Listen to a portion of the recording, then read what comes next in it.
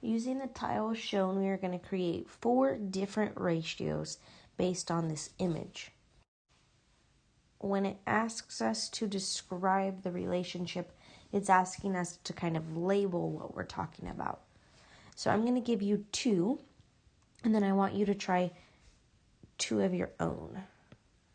So this is number 1. I'm just going to do bullet points so that way we know we need 4. So if you look at this floor tile setup, we have 2 black tiles. Make sure you label.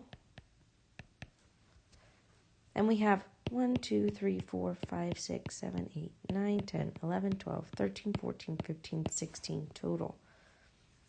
So 2 black tiles to the 16 total tiles. Remember, you can write a ratio with this symbol, or you can write it with the word 2 in the middle. We could also do the same thing comparing white to black. So there are 4 white tiles to the 2 black tiles. You could compare gray and white. You could compare gray and black. You could compare white to the total, gray to the total, total to white. You can come up with all different kinds of combinations. Come up with 2 of your own.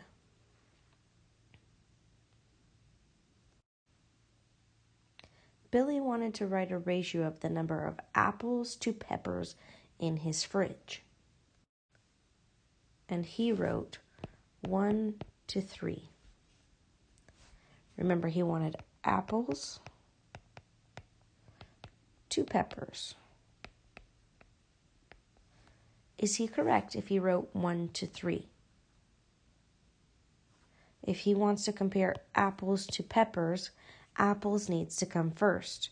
How many apples are there? Is there only 1 apple? Are there 3 apples?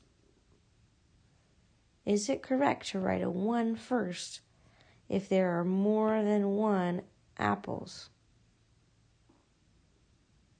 Try and write in your own sentence why Billy is incorrect, and then make sure you write the correct ratio.